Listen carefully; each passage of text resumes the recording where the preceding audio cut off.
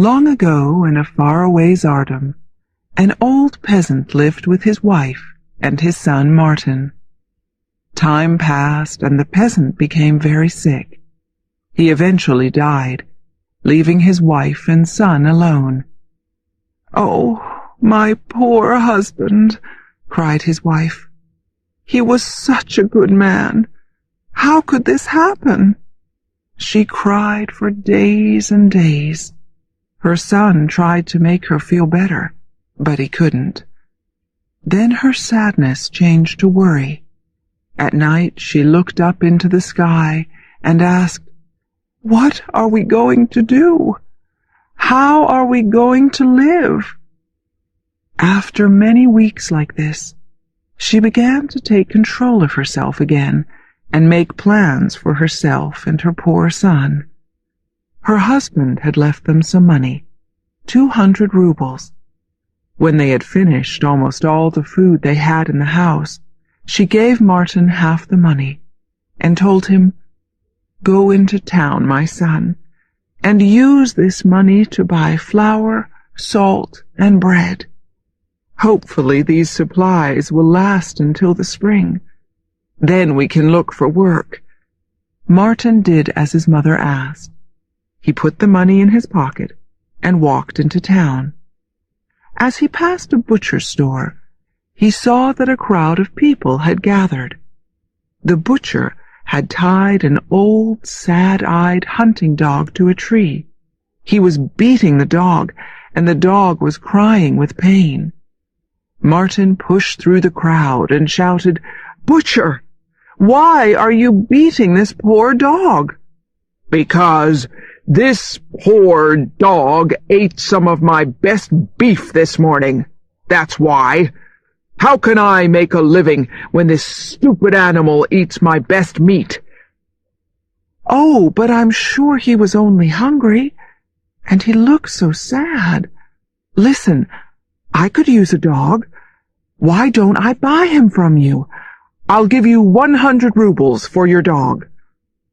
The butcher laughed. "You can't be serious. You want to spend 100 rubles on this dog?" "Yes, I'm serious," replied Martin. "Then you must be crazy. But you've made me happy, even if you are a madman, so give me the 100 rubles, and I'll give you the dog." "Certainly," said Martin, and he took the poor, frightened dog away and began to walk back along the road, out of the town and toward his home. They walked slowly along until they came to a tree which had fallen by the road. Martin sat down, brought the dog close to him, and looked into his eyes. "Jurka, that's what I'll name you, and you'll have a safe and happy home with my mother and me." The grateful dog jumped up and kissed Martin's face with his big pink tongue. He knew that Martin had saved his life and was a kind and gentle person. The two friends then continued walking slowly home, side by side. When Martin arrived home and told his mother he had spent all their money on an old dog, she was very angry. "What? You took our money and spent it on this dog? What good can this do us? You know we have nothing. I've made one small cake with the last of the flour we had left. That's our dinner tonight, and there's nothing else. Do you understand? Oh, what would your father do if he could see us now?" "But, Mother, this dog is our good luck," Martin tried to say. His mother wasn't listening. Without speaking, she gave Martin half of the small cake she had made, and left him alone to eat it. Martin shared his small meal with Jurka the dog. The next day, Martin's mother sent him into town again, but before he left, she sat him down and spoke to him in a serious voice. "These are our last 100 rubles. You mustn't waste them this time. You must buy supplies so we can eat. Do you hear me?" "Yes, mother," answered Martin. He left their house and walked along the road into town with the 100 rubles in his pocket. On his way into town, Martin passed a small boy who had tied a rope around the neck of an old cat with a bent tail and was dragging her along the road. Martin couldn't bear to see this treatment of a poor animal and asked the boy why he was doing it. "Because this cat stole one of my mother's special cakes. I'm going to show her what happens to a cat that steals. I'm taking her to the river, and I'm going to throw her in." "Don't do that," said Martin. "I've been thinking that I would very much like a cat. I'll buy her from you for 100 rubles. 100 rubles? For this old thing with the funny tail? You're joking, aren't you?" laughed the boy. "Oh, no, I'm very serious. And here are the 100 rubles to prove it," said Martin. The boy couldn't believe it when Martin handed him the money. He happily untied the cat, which jumped into Martin's waiting arms. Martin turned and started walking home with his new friend. He decided to name her Vaska. When Martin arrived home this time, carrying an old cat with a bent tail instead of the food they needed, his mother was very, very angry. Martin tried to calm her anger. "Mother, this is our second piece of good luck." But she threw him out of their house and shouted at him to make his own way in the world and to take the dog and the cat with him. So Martin left home to look for work and a place to live. His friends, the cat and the dog, never left his side. One evening, after several days of searching, Martin came into a small village and passed a priest who was just closing the door of his church. The priest was curious about this young man with the dog and the cat, and started a conversation with him to find out more. "Hello, young man. Where are you going with your two friends?" "I'm looking for work and a place to live." "Well, if you work for me for 3 years, you won't have a contract, but you'll have a roof over your head and food for you and your friends. And at the end of that time, you'll be paid well." So Martin accepted the priest's offer and proved to be a good and honest worker. At the end of the 3 years, the priest came to Martin. "You've been a good worker, and now your 3 years with me have ended. I said that you would be paid well, and you will be. You may choose one of these 3 payments." He then put in front of Martin a bag of gold, a bag of silver, and a bag of sand. Martin thought about it.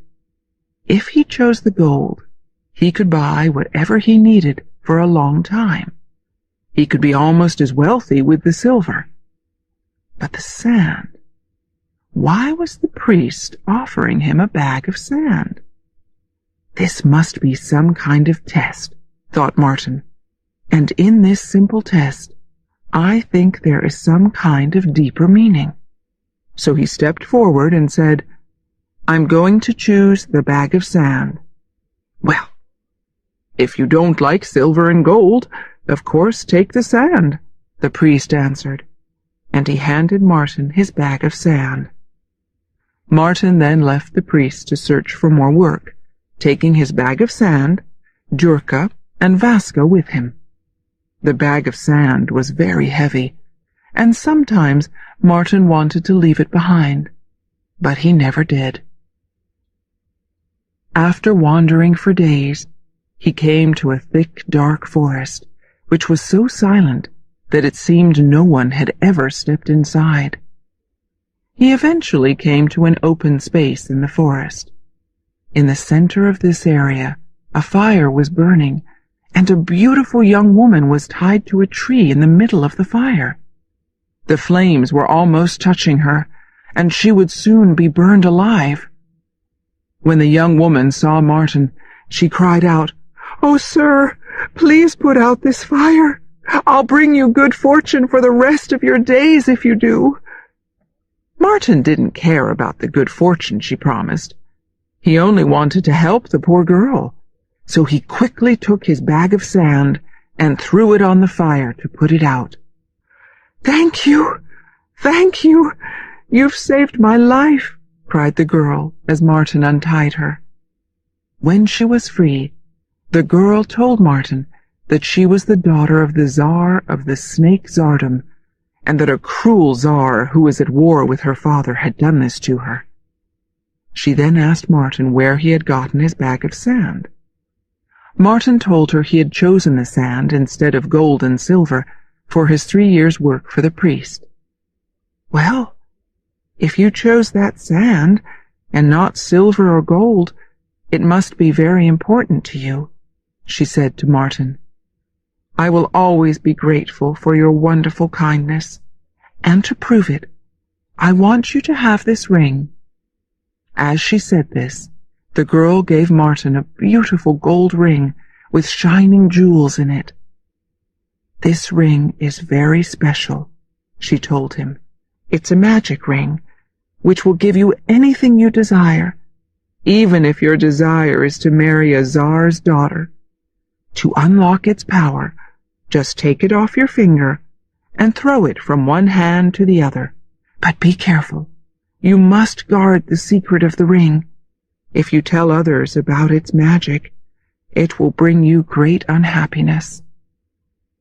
As soon as she had said this, she turned into a snake and slid quietly away into the forest. Martin watched her go, and then looked down at the ring on his finger. He was suddenly filled with happiness. He laughed and told Jurka and Vaska, "Do you realize what this means? We don't need to search for work. We'll have everything we need, and I can help my poor mother. But let's see this wonderful magic." So he took off the ring and threw it from hand to hand, as the girl had told him to do. He then watched in amazement, with Jurka and Vaska, as 12 young men suddenly appeared and said, "Oh, master, tell us what in the world you want, and we will bring it to you." Martin couldn't believe his eyes and ears. He answered, "Good men, take us back to my poor mother." And so they returned to his village. His mother, who was filled with guilt and sadness for sending her son away, was very happy to see him again. "Oh, my son, I've missed you so much and worried so much. Can you ever forgive me?" she cried. "There's nothing to forgive, dear mother," cried Martin, "and our life is going to be wonderful now."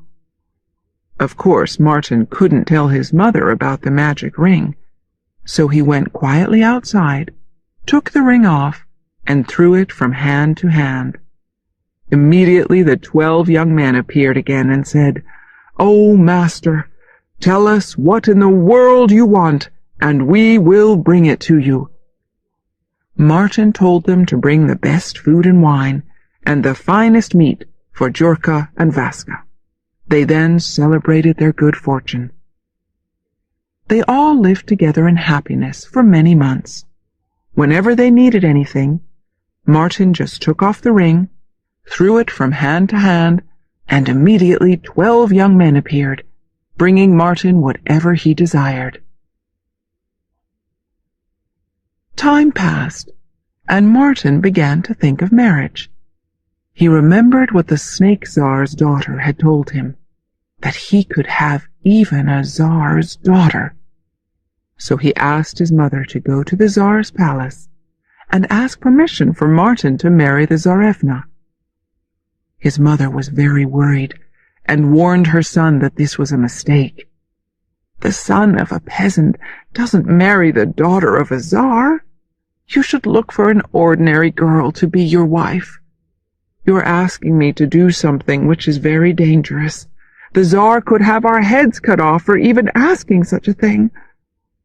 But Martin had made his decision and wouldn't change his mind. So his mother went to the palace, feeling very anxious. When she tried to enter the palace, the guards wouldn't allow her inside. They tried to drag her away, but she made such a noise that the Tsar eventually agreed to see her.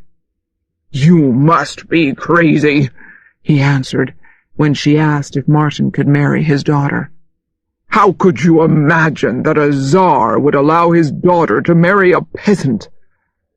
"But my son is the kindest and smartest young man in the whole world. He would make any wife proud," she answered. "Well, he may be smart, he may be kind, but I'll tell you this. A man who wants to marry the daughter of a Tsar must send beautiful and expensive gifts. Go away, old woman.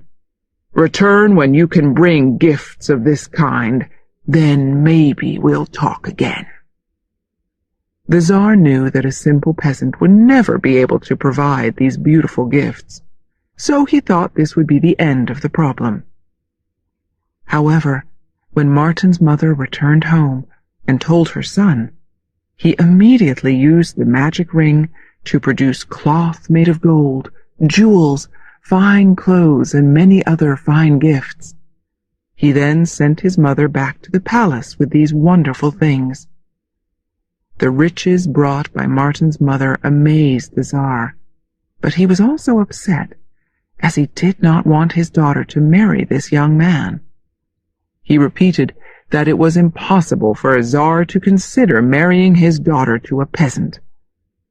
"But I've done as you asked," cried the mother. "You promised me that we would discuss the marriage if I brought these gifts." The Tsar didn't know what to do and was quite worried. Then the Prime Minister spoke. "My dear Tsar, may I make a suggestion?" "Certainly, Prime Minister," answered the Tsar, hoping for a way out of this mess. "Thank you. If, as this woman says, her son really is the smartest young man in all the world, then he must build a beautiful palace next to yours for his wife to live in.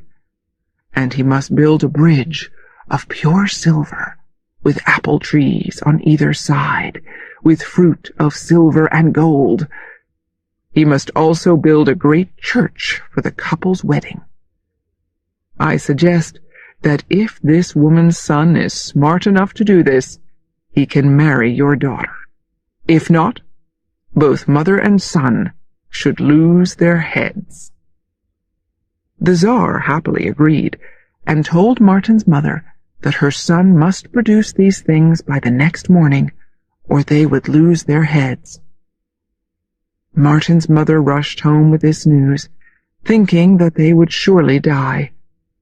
But Martin wasn't worried. That night he went to the Tsar's palace, took off his ring, and produced everything that the Prime Minister had asked for. The next morning the Tsar woke up and went outside to greet the day. When he stepped into his garden, he was amazed. There in front of him stood a beautiful shining palace, a bridge with trees of silver and gold apples, and a great church. The Tsar knew then that he had to agree to the marriage, and preparations began in the palace. The Tsarevna and Martin were dressed in the finest clothes, and a beautiful marriage ceremony took place in the great church. For days afterward, there were wonderful celebrations at the palace. The young couple then began to live together as man and wife in their palace next to the Tsar's. But the Tsar's daughter wasn't happy. She was silly and proud, and very angry that her father had married her to a simple peasant. She wanted to get rid of her husband, and tried everything to find out what his secret was. always asking him questions in her sweetest voice. "You're so smart, my husband, but you're such a mystery, too. How are you able to do all these wonderful things? Won't you tell your loving wife?" But nothing worked. Martin never forgot what the Snake Tsar's daughter had told him, and he never gave away his secret. Finally, one night, his wife thought of a new and better idea. She put extra vodka in his cup at dinner, and she filled his cup until he was very drunk. She then kept him talking until he finally told her all about the magic ring. As soon as he was asleep, she took the ring from his finger and used it to take herself, the palace, the bridge, and the church away to a faraway tsardom, leaving Martin lying alone in their bed. When the Tsar discovered the next morning that his daughter was gone, he was very angry. He demanded to know where she was, but Martin was as shocked and confused as the Tsar was, and couldn't tell him anything. So the Tsar ordered his guards to build a high stone tower. Martin was locked up in this tower. There was only one tiny window, and he was given no food or water. The Tsar planned to punish him with a long, slow, lonely death. Jurka the dog had been away hunting, and when he returned, he was very upset about what had happened to his friend. He ran to Martin's mother's house to tell her, and found Vaska the cat lying by the fire, sleeping happily. "What are you doing here?" he shouted at her. "You only think about your own comfort when this terrible thing has happened to our friend, the man who saved our lives. Why aren't you trying to help him when he's in trouble?" The cat felt very guilty and immediately left the fire. She then listened carefully as Jurka described his plan to trick people in the village out of their food and take it to Martin. The next day, Jurka and Vaska went into the village to carry out their plan. Vaska got under the feet of shoppers as they walked home with their cakes. When they dropped the cakes, Jurka caught them, and the dog and the cat ran away. When little Vaska climbed the stone tower and appeared in the one tiny window with the first cake, Martin cried with joy. "My dear friends, you haven't forgotten me." So their plan was a success, and Jurka and Vaska managed to keep Martin alive in this way for a year. When the year ended, Jurka decided that Martin couldn't live this way for much longer. He told Vaska, "We must go together and try to find the magic ring that has caused all this pain and trouble." So they left together and crossed mountains, rivers, and even an ocean, with Vaska holding on to Jurka's back. After many months, they arrived in a faraway tsardom and found the beautiful palace that Martin had created for his wife, using the ring. Jurka told Vaska to find her way into the servants' rooms, and whenever they needed anything, to run quickly and get it for them. Vaska soon became well known in the palace as a good helper, so the servants allowed her and her friend Jurka to sleep in the palace. In this way, Vaska and Jurka were able to wander around and watch the Tsarevna closely. They saw that she always wore the ring. They wondered if she took it off to sleep, but her bedroom was the one room that they weren't allowed into, and they were both too big to slide in under the door. Only a mouse was small enough to do this, so they decided to travel to the Tsardom of the Mice. "We must show them that we are strong and powerful, so they will be frightened of us and agree to help us," Jurka told Vaska. And this is what they did. They went to the mouse tsardom and chased and bit the mice until they were so frightened that they surrendered. "We are powerless against you," the mouse tsar told them. "What is it that you need? We are your servants." Jorka told them about the ring, so the Mouse Tsar ordered one of the mouse soldiers to slide under the Tsarevna's door that night and steal the ring. At midnight, when the whole palace was asleep, the mouse soldier went silently into her room and up onto her bed. Then he slipped the ring gently off her finger. The next morning, Jorka and Vaska had the ring back, the ring that would save their friend, so they began to prepare for their long journey home. Vaska put the ring in her mouth and climbed onto Jorka's back. She then used her sharp claws to hold on tight while they started traveling across the ocean again. After swimming in the rough sea for many days, they were both very tired, but Jorka didn't stop, knowing that the ring would soon be safely back with their dear friend. Suddenly, Vaska looked up and saw an angry seabird flying down straight at her. The bird came down and bit Vaska on the head. The pain was so terrible that she couldn't breathe. She watched as the bird flew back up into the sky. But just as Vaska was thinking that her terror was at an end, the bird flew down again, faster this time, and bit her on the head again. Vaska opened her mouth to bite the bird and defend herself, and the ring dropped into the ocean. "Oh no," she thought. "How am I going to tell Jorka?" She waited until they reached land, and as soon as Jorka put her down, she climbed up into a very tall tree. Jorka looked up, surprised, and asked, "What are you doing up there? Come down."